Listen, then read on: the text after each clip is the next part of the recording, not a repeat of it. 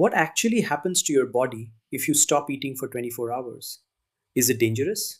Does your metabolism shut down? Do you start burning muscle? Or does your body switch into some kind of survival superpower mode? Intermittent fasting has exploded in popularity over the past decade. From 16 to 8 fasting to OMAD, one meal a day, to full 24-hour fasts, millions of people are experimenting with going longer periods without food. But what's really happening inside your body during those 24 hours? Today, we're going to break it down hour by hour, from your last bite all the way to the 24-hour mark. Let's dive in. Right after you finish eating, your body enters what's called the fed state. Your digestive system gets to work, breaking down carbohydrates into glucose, proteins into amino acids, and fats into fatty acids. Your blood sugar rises. In response, your pancreas releases insulin, the hormone that tells your cells, hey, there's fuel available, use it or store it. During this time, your body primarily burns glucose for energy. Excess glucose is stored as glycogen in your liver and muscles. If there's still extra energy, it may be stored as fat. This phase typically lasts about 3 to 4 hours after eating. You're not fasting yet, you're still running on the meal you just consumed. Your body prefers glucose because it's easy and efficient. Think of it like quick access fuel. Around 4 to 6 hours after eating, your blood sugar begins to return to normal levels. Insulin levels drop. And now something important happens. Your body shifts from use incoming fuel to use stored fuel. The first storage form it taps into? Glycogen. Glycogen is basically stored carbohydrate. Your liver holds about 80 to 100 grams of it, enough to fuel you for several hours. At this stage, you may start to feel slightly hungry. Ghrelin, the hunger hormone, begins to rise. Energy levels might dip briefly. Interestingly, hunger tends to come in waves. It doesn't just increase steadily. It spikes, then fades. This is why sometimes if you wait it out, the hunger passes. Now we are officially in the fasting state. By around 8 to 12 hours, your liver glycogen stores are significantly reduced. Your body needs a backup plan. So it starts increasing a process called gluconeogenesis, which literally means making new glucose. This happens mainly in the liver. Your body begins converting lactate, glycerol from fat, and small amounts of amino acids into glucose to keep your brain and red blood cells functioning. At the same time, fat burning starts increasing. Your insulin is now low, and low insulin is the green light for fat breakdown. Your body begins releasing fatty acids from fat cells into the bloodstream. You are now slowly transitioning from a glucose burning machine to a fat burning machine. Around the 12-hour mark, fat burning ramps up more noticeably. Your body increases lipolysis, the breakdown of stored fat into fatty acids. These fatty acids can be used by muscle tissue, the liver, and most organs. But there's one organ that still heavily depends on glucose: your brain. However, something interesting begins happening in your liver. It starts converting fatty acids into ketones. Ketones are an alternative fuel source. They're like backup batteries for your brain. At this stage, ketone production is rising. Insulin is low. Growth hormone may increase slightly to help preserve muscle mass. Some people report increased mental clarity, reduced appetite, or steady energy. Others may feel irritable, headachy, low energy. It varies person to person. Now we are getting deeper into the fast. By 16 to 20 hours, glycogen is mostly depleted. Fat is now the primary fuel source. Ketone levels continue rising. Your brain begins adapting to using ketones for part of its energy needs.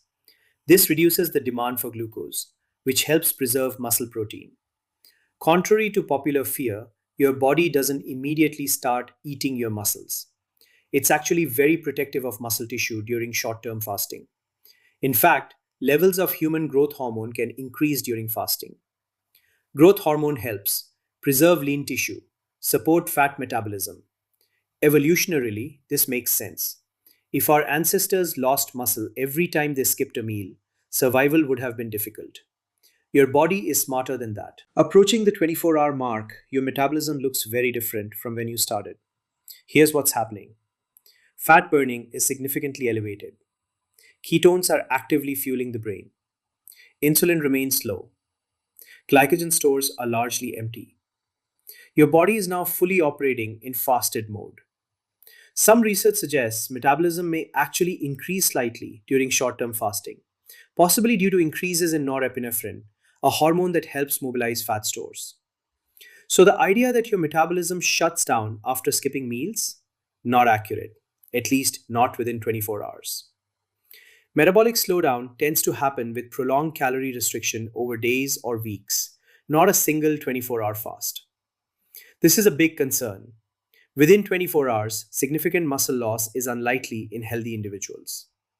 Yes, your body does use a small amount of amino acids for gluconeogenesis, but it prioritizes stored glycogen, fat, ketones.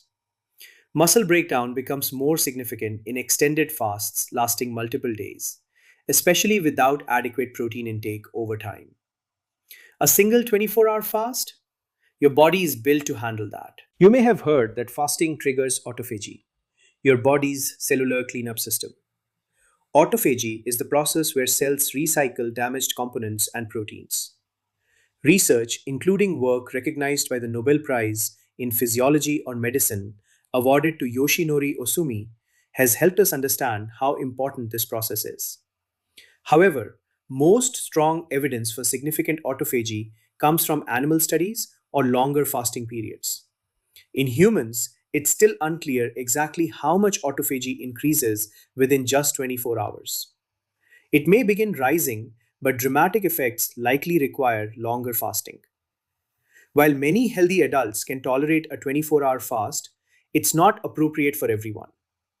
People who should avoid prolonged fasting without medical supervision include individuals with diabetes, especially on insulin, pregnant or breastfeeding women, those with a history of eating disorders, underweight individuals, people with certain medical conditions.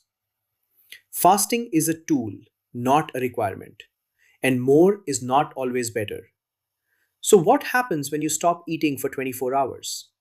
Here's the summary: 0 to 4 hours, you're digesting and storing fuel. 4 to 8 hours, blood sugar drops, glycogen is used.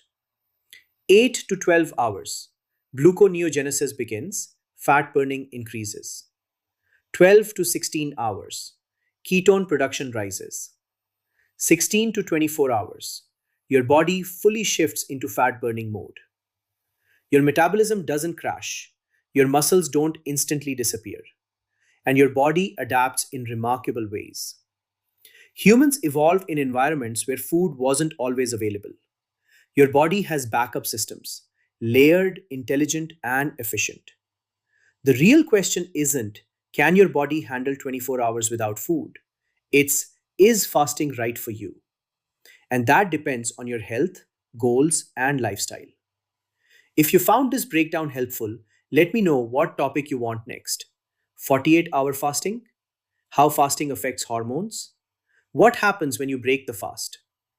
If you want to know what happens to your body when you stop smoking, click the link on your screen. Subscribe for more content like this.